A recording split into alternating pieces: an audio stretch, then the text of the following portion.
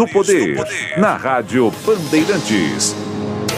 Nós estamos de volta com Bastidores do Poder, nesta quinta-feira, dia 15 de setembro de 2022. E quem está conosco aqui no estúdio hoje é o vereador Paulo Gaspar, que também é arquiteto. E por que ele veio hoje para o estúdio? Porque ontem nós entrevistamos a secretária de Planejamento, a Carolina Baracá, e ela falou sobre a lei ali da revitalização do centro, que é, como que eles chamam? De edificações, reabilitação, né? Das edificações. Isso, reabilitação das edificações. E o Paulo Gaspar, que é arquiteto, ele olhou o projeto, ele já analisou o projeto e ele apontou lá 15 problemas do projeto. Falei, bom, então vamos trazê-lo para poder falar para a gente, ser o contraponto desse projeto. Uma das coisas, Paulo, bom dia primeiro, bem-vindo ao Bastidores do Poder. Bom dia, Rose, bom dia, ouvintes, muito obrigado. Você sabe que eu sou meio mal educada, né? Às vezes o Edmilson está comigo, né?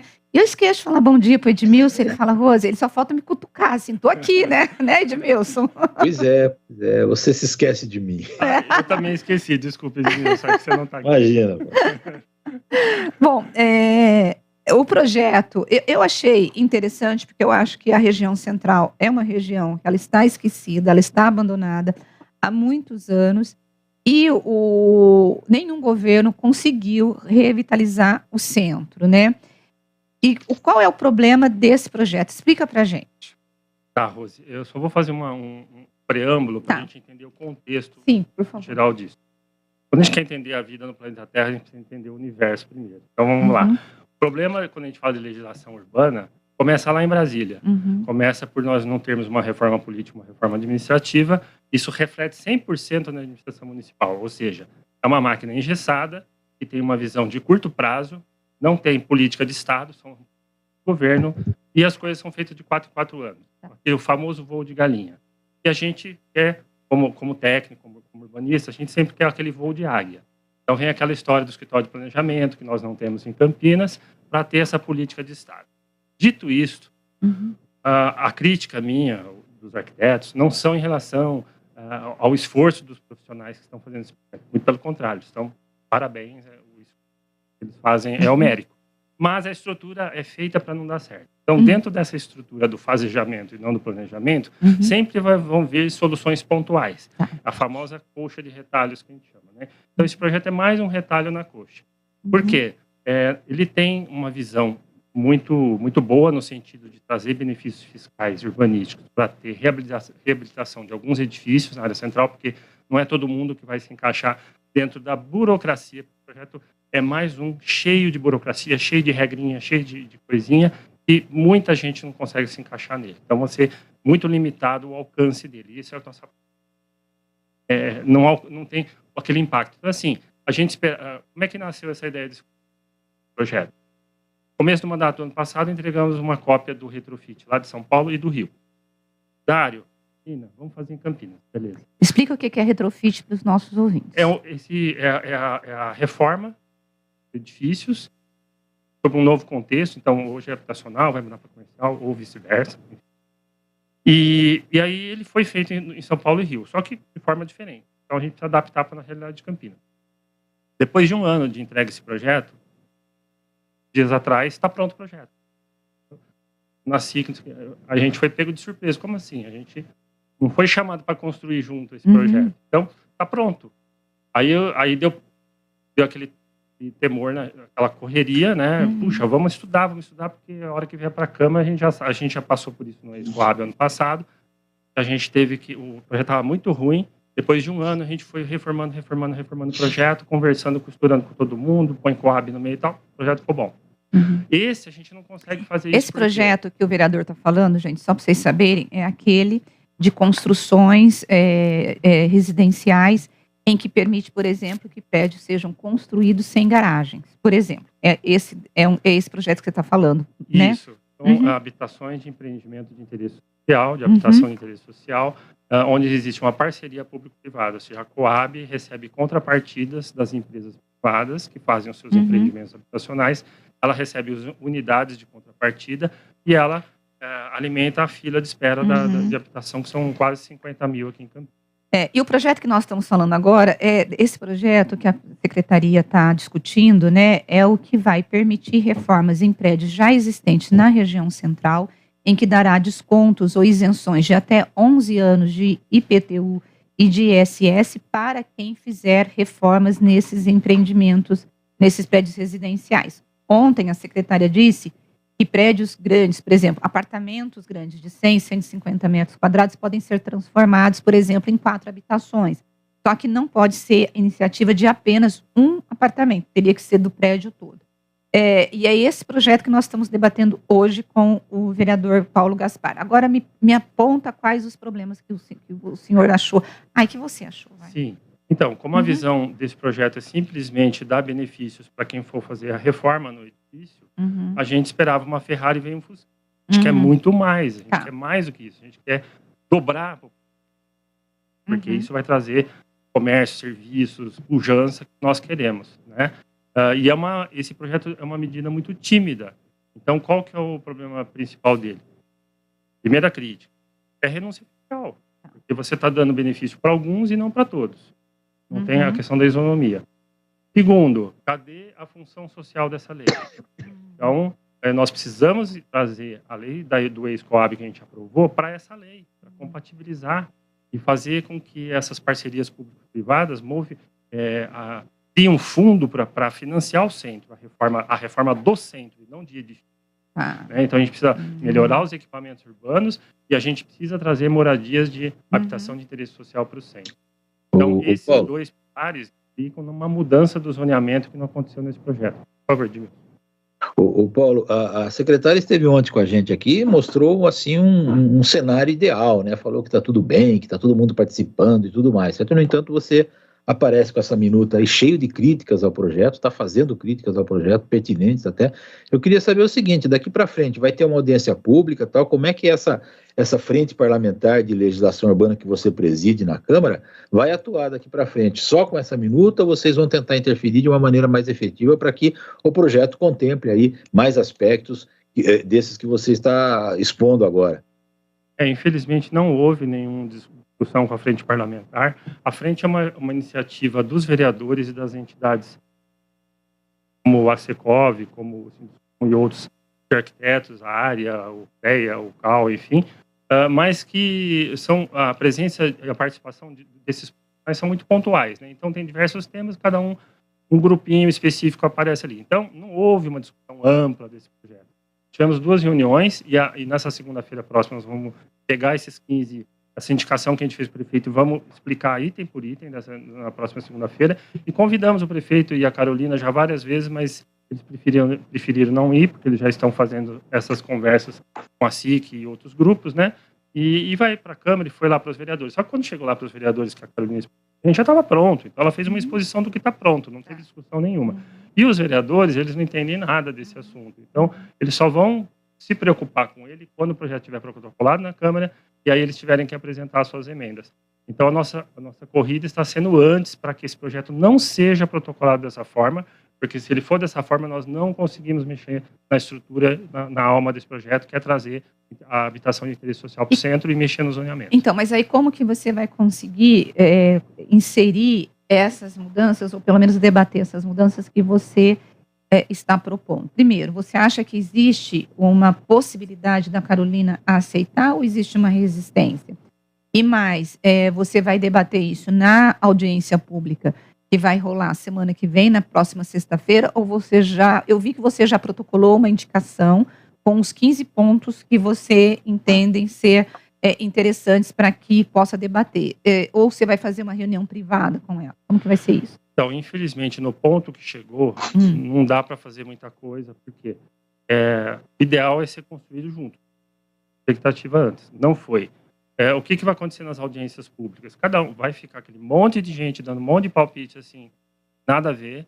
Você não termina como começou, ou seja, sem conclusão nenhuma. A audiência pública é só para dizer que teve participação. A única coisa efetiva é feita por técnicos, por gente competente que entende do assunto, feito uma construção ao longo de um ano, às vezes você construir um projeto como a gente já fez. Feito na correria agora do jeito que está sendo proposto, que quer mandar para a Câmara essa semana, esquece.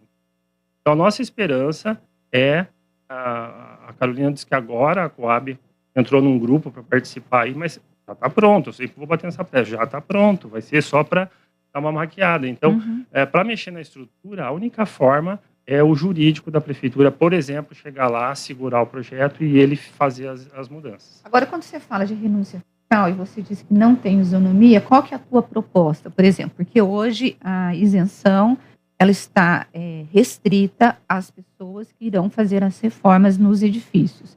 Como você poderia incluir pessoas, porque eu vi que você colocou assim, quem não tem dinheiro está fora da história. O que você propõe? Com a mudança do zoneamento e a gente aumentando o potencial construtivo tanto das reformas quanto dos terrenos vazios, novos empreendimentos, que essa lei não coloca só para reforma, só tem construção nova quando você anexa um terreno do lado, que tem que ter uma área que não pode ser maior que o terreno existente. Começa aquelas regrinhas todas que você, no fim não vai ter, né? Basicamente é reforma. Então, quando você tem novas construções, novos empreendimentos, isso vai gerar contrapartida, TAC, para esse fundo, que vai ter muito mais gente morando no centro, teria que dobrar a população do centro, e, lógico, vai dobrar a arrecadação de e o ISS, o ICMS que vem do consumo de serviço, Deixa eu ver se eu entendi, Paulo. Certo. O que você está propondo é o seguinte, ampliar para novos empreendimentos dentro desta lei, 3% desses novos empreendimentos vai para o fundo, que é a lei que existe, e esses 3% seriam utilizados para reformas de prédios já existentes no centro, mas cujos moradores não teriam dinheiro, é isso? Para todo mundo, né? É para todo mundo. Então, mas aí não seria você investindo o dinheiro do fundo na iniciativa privada? Não, a iniciativa privada é um parceiro, justamente para ajudar, porque o Estado não tem né, condições financeiras nem nada, e ele não é empresa, né, para fazer. Não, o que eu estou falando é o seguinte, por exemplo, vê se você consegue entender meu raciocínio. Se eu permito empreendimentos novos, e tem que permitir mesmo, eu concordo com você, porque se você quer trazer as pessoas de volta para o centro, você precisa ter moradia.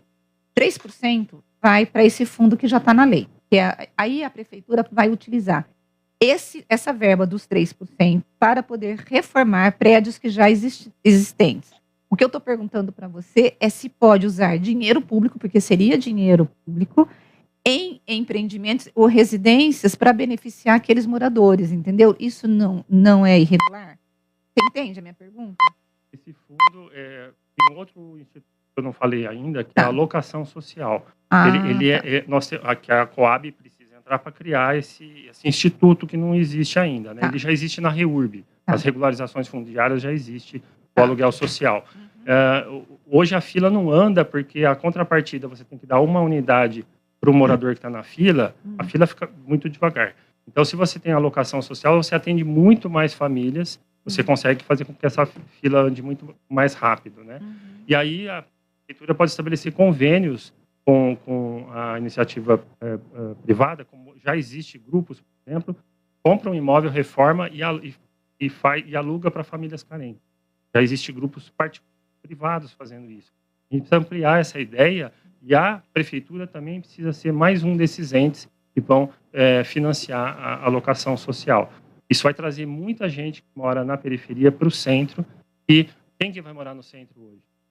É os ricos, não é a classe média mais alta. E são os que não têm o carro, né? Porque quem tem carro não quer fugir do centro. Foi o que aconteceu, esse êxodo todo, né? E não só as pessoas, as instituições, o comércio, todo mundo foi embora. Então, falando em renúncia fiscal novamente, aquela minha ideia que eu dei de abaixar o IPTU do centro, não tem nada a ver com essa lei, é uma ação à parte. Por quê? Nada mais justo que o centro, do jeito que está, ele tem um fator de depreciação dos imóveis natural. Então, esse fator, quando eu falei para baixar o centro, é simplesmente mexer no fator de depreciação. Não pode ser igual do Cambuí, da Nova Campinas, do Gramado.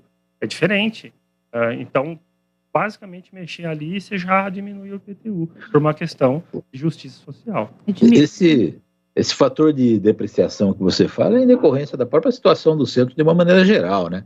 Ele não é só por causa dos prédios pichados ou meio decaídos aí, mas simplesmente por outras situações de trânsito ruim, de segurança péssima e de barulho, certo? Eu tenho amigos que moram no centro que muitas vezes não dormem por causa de festas que acontecem em bares por lá e um barulho ensurdecedor, ou seja, a legislação é toda, não é seguida, certo? Quer dizer, precisa haver uma boa vontade e uma ação efetiva do poder público em várias áreas, não só na efetivação ou na reconstrução, no retrofit aí dos prédios todos, você não acha? Com certeza, Edmilson. E você não citou ainda, morador de rua, Cracolândia se formando, e a insegurança que toma conta. Então, quem que vai morar no centro ali? Né? Isso que nós temos que trazer o pessoal que mora na periferia, porque ele já tem essa deterioração na periferia também, meio que já está em casa, né? Com a diferença que eles já vão estar inseridos num ambiente que tem toda a estrutura criada, não vão perder 2, 3 horas dentro de um ônibus e vão estar muito mais próximos dos seus empregos, né? E vai trazer muito mais dignidade para essas pessoas. Olha, o Digão Selim, ele está dizendo que você é o único vereador que presta conta do seu gabinete e que vem tentando privatizar algumas autarquias que são cabides de empregos municipais. O que é essa história de privatizar? Conta um pouquinho para os nossos ouvintes. Obrigado, Digão. A privatização ou concessões para a iniciativa privada tem que ser estudada caso a caso, né? As 3 que eu fiz aqui, não, as 5, né? Eu fiz umas 5.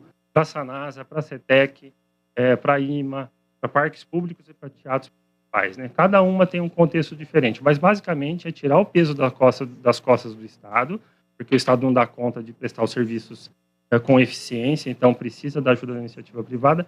Isso diminui custo e melhora no bolso do cidadão.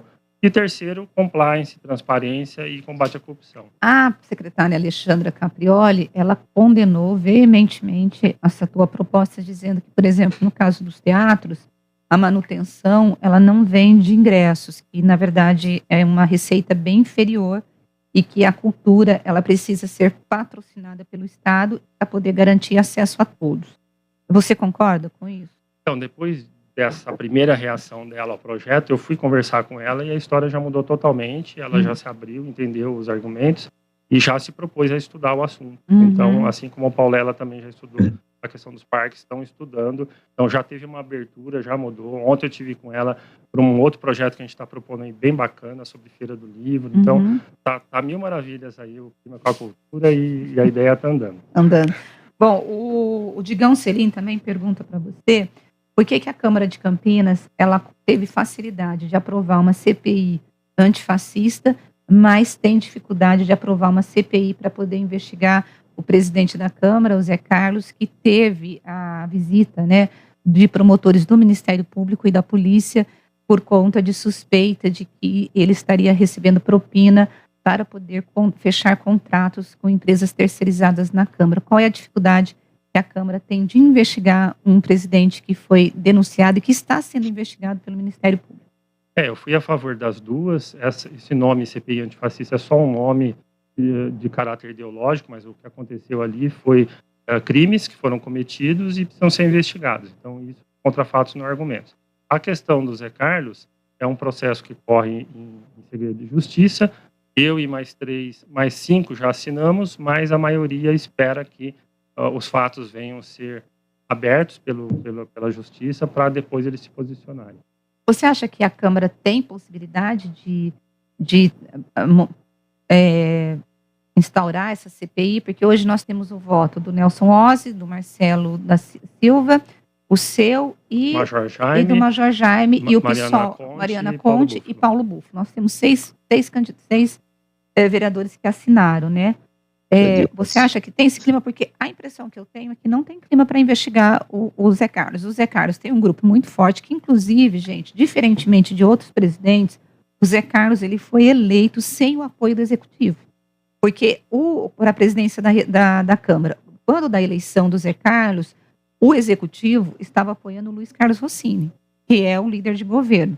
O Zé Carlos ele tem um grupo muito forte, que inclusive subiu na tribuna logo no dia, na segunda-feira, quando ele teve a visita na casa dele. Esse pessoal, inclusive, subiu na tribuna para defendê-lo. Você acha que existe hoje uma possibilidade dele ser investigado ou não? Do jeito que está, não. Então, abrir as investigações. Se tiver um fato muito batom na cueca, aí não tem jeito, eles vão ter. E o batom na cueca, você fala que seria ter acesso aos áudios. O áudio ele pedindo realmente a propina lá, para ficar bem claro, aí vai ter a abertura da CPI. Isso não significa que ele vai ser condenado, então é outro passo. O que a gente queria com a CPI é trazer realmente mais elementos para fortalecer os argumentos. E hoje não é. O Paulo, eu acho que nem o próprio governo municipal, pelo jeito, tá interessado nessa CPI, né? Exato, Edmilson, porque atrapalha, né? Infelizmente, uma situação muito ruim que atrapalha tudo, né? É uma questão que começa particular e acaba virando um imbróglio político, porque está tudo ligado, e acaba atrapalhando a gestão municipal, porque Câmara e Executivo têm que trabalhar harmônicos para que a cidade ande com seus projetos, né? Não, e lembrando que o Zé Carlos é do PSB, partido do vice-prefeito de Campinas. Agora, aliado do governo, Agora, de qualquer forma, gente, o que eu tenho percebido, Gaspar, é que a Câmara, ela está meio perdida depois dessa visita, né, dos promotores na casa do Zé Carlos. Ontem, por exemplo, o Zé Carlos viajou para o interior e deixou a Câmara com a vice-presidente, foi ela que fez, né, foi a Débora, né, que conduziu. E, por outro lado, nós estamos tendo um problema que, lá na Câmara, Edmilson, que é a história dos vereadores estarem esvaziando as comissões, que são as instâncias em que os projetos são avaliados antes de ir para o plenário. Isso, obviamente, não tem a ver com a operação do Ministério Público na casa do Zé Carlos, mas pode ter a ver com a eleição que estão falando, porque nós temos 10 vereadores que são candidatos. De qualquer forma, os vereadores não estão nem marcando essas reuniões, e quando tem a reunião, Edmilson, ela é cancelada por falta de quórum. O que faz isso? Faz com que a pauta da Câmara fique esvaziada, só com nomes de rua, projetos importantes não acontecem, e aí você tem a história de um artigo chamado 144 do Regimento Interno, que o Paulo Gaspar... 142? Que não, eu coloquei 142? Não. É 144. É que 142 é a história do Bolsonaro. É verdade. Não, é 144, que permite que o vereador que tenha um projeto há mais de 90 dias engavetado lá na comissão, ele peça para que o projeto vá direto à votação pelo plenário, que seria aí um atalho, né? E isso está acontecendo na Câmara, né? E você mesmo pediu hoje esse 144 no teu projeto, que condena, né, que não permite que pessoas que tenham um histórico de violência doméstica possam ser nomeados em cargos públicos, né? Perfeito, Rose. Dos mais de 50 projetos que eu protocolei na casa, acho que uma meia dúzia foi realmente votado em 2 instâncias. Então, por aí você mede, você tem um termômetro de como é o andamento dos projetos. Agora, o que está acontecendo com a Câmara? Eleição. Eu acho que é o ritmo de sempre, né? Bom, agora, basicamente, com a eleição, atrapalha pra caramba. Então, segundo semestre, sempre que se considera perdido, seja no município ou seja lá em Brasília. E ela também tem esse histórico aí de rachadinhas e de propina que também acaba prejudicando aí o andamento e a credibilidade. Mas agora, o fator principal tem sido as eleições mesmo. Quer dizer, além das eleições, ainda tem o problema das investigações, certo? A Câmara está praticamente paralisada, né, nesse segundo semestre, e acho que trabalho mesmo só ano que vem, né? E Edmilson, falando português claro, né, a Câmara, os projetos que circulam na Câmara, por exemplo, esses 50 projetos que eu coloquei são os que estão dentro da alçada de um vereador, mas com o Executivo eu tenho mais de 100 projetos. Por quê? São projetos que não são da competência do vereador, e sim do prefeito, né? Então, o poder de fogo do projeto legislativo é muito pouco, né? E aí acaba acontecendo que os projetos na Câmara não têm a importância que deveriam ter, né? E fica lá aquele nome de rua, nome de praça, aquele monte de coisa, e umas políticas e uns programas meio aleatórios, e no final das contas não tem muita efetividade. E os projetos mais importantes são os do prefeito, que são votados. Nessa hora que aquelas reclamações da população de que vereador não faz nada, né? Elas acabam ganhando um eco sentido aí, certo? Não estou me referindo a você, que eu sei que do seu trabalho aí, certo, efetivo, mas a maioria está ali procurando a participar de campanha política, tentando se eleger deputado estadual, certo? E, no fim, se escondendo também, empurrando com a barriga a possibilidade de investigação por parte do legislativo, não só de atos do executivo, mas de atos do próprio legislativo também, né? É um cenário meio triste para Campinas isso, né? Então, fazendo um paralelo com o preâmbulo lá do início da entrevista, Edmilson, o sistema é desenhado para não dar certo. Da mesma forma que eu falei do planejamento, isso acontece também nas casas legislativas. o vereador acaba fazendo um papel que é do executivo. Então, ele fica lá fazendo zeladoria de bairro, inaugurando com o prefeito para cima, um monte de coisa, que ele tinha que estar fazendo outras coisas, né? E o sistema é desenhado para fazer isso mesmo. Então, os caras são 4 anos fazendo campanha política todo dia, e por isso que eles ficam 4, 5 mandatos lá. Então, precisa de uma reforma política, precisa de uma reforma administrativa, para que as administrações municipais mudem e as casas legislativas municipais mudem. Então, esse modelo de Campinas se repete em todos os municípios do Brasil. Né? Sim. É um problema. Paulo, você, durante pelo menos acho que uns 4 anos, você ficava sentado do lado lá do povo, né? Em todas as sessões você estava lá. Ou, às vezes, contestando, fiscalizando o executivo. Você está decepcionado em ser vereador no sentido de que você pode fazer muita coisa ou você quase não consegue fazer nada? Como que foi essa mudança de papéis? Eu estou muito feliz e muito otimista com o meu mandato, porque, assim como todos os mandatários do Partido Novo, a gente tem uma forma de agir. Eu digo que o Novo é uma franquia fazer política. Paulo Gaspar, o vereador lá do Rio Grande do Sul, do Ceará, faz a mesma coisa que nós fazemos. Economia de mandato, eu vou economizar R$1 milhão nos 4 anos. Então, por quê? Eu quero que o Estado faça isso. Que ele economize, que ele seja enxuto, que ele seja transparente. A gente faz isso no mandato. Então, é uma sementinha que a gente está plantando. Com ética, com transparência, a gente ir cobrando do Executivo e dos demais colegas da casa, a gente mostra uma postura diferente do que a maioria tem. Então, o público começa a prestar, opa, peraí, tem gente diferente aqui, tem gente fazendo coisa diferente. E eles fazem o que eles falam, né? Isso com o tempo, com o trabalho de formiguinha, porque infelizmente o povo adora populismo, né? Adora idolatrar político e ficar nesse fla-flu. Então a gente está fazendo esse trabalho silencioso que no longo prazo, no médio prazo, vai fazer uma grande diferença. Então é um projeto de país que nós temos. Nas eleições, tanto para o governo do estado de São Paulo quanto para a presidência, os 2 candidatos não conseguem sair de 1% da intenção de votos, o Vinícius Poit e o Felipe Dávila, né? Vocês nasceram, o Novo nasceu no momento em que o país estava indignado com a corrupção, e vocês vinham defendendo essa pauta liberal, e essa coisa de fazer política não dependendo do próprio Estado. Mas nós tivemos candidatos que foram eleitos pelo Novo, em que, quando chegou lá, percebeu, olha, eu preciso do Estado para poder sobreviver. Eu estou falando aqui do nosso deputado federal aqui por Campinas, que é o Alexis, né, que ele entrou até numa rota de colisão com o próprio partido, porque ele falou, preciso usar o dinheiro moradia, porque senão não vou dar conta de tudo isso, né? Vocês foram beneficiados naquela onda antipetista lá de 2018. O Novo também está sendo prejudicado, você acha, por conta dessa polarização? Com certeza. Apesar do Novo estar crescendo vertiginosamente, né, porque nós estamos na 2ª eleição e a nossa intenção é dobrar as bancadas. Então, assim, está assim. Mas é muito pouco dentro de um tamanho de Brasil.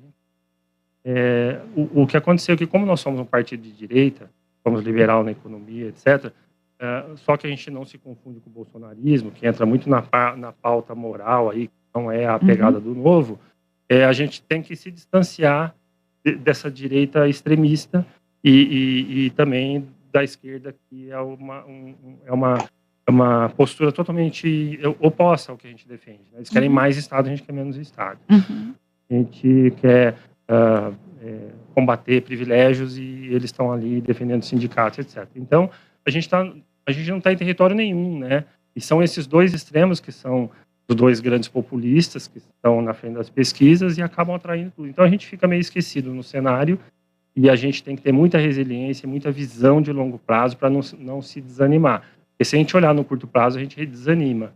Mas como a gente está aqui para mudar o sistema e a forma política, de fazer a política, nós tem que ter visão de longo prazo. E acontecem milagres aí. A gente viu que a gente elegeu um governador do estado de Minas, que é o melhor do Brasil, disparado, um prefeito lá em Joinville, que é o melhor do Brasil, Joinville número 1 do Brasil. Então, assim, foi 2 casos, assim, 2 meteoros que caíram na Terra, em termos de probabilidade, mas que acontece. E isso tem dado uma transparência e uma visibilidade muito grande para o Novo, que tem ajudado. Mas a nossa vocação, por enquanto, ainda é o legislativo. Tá certo. Bom, eu quero agradecer o vereador Paulo Gaspar, que esteve conosco nesta quinta-feira.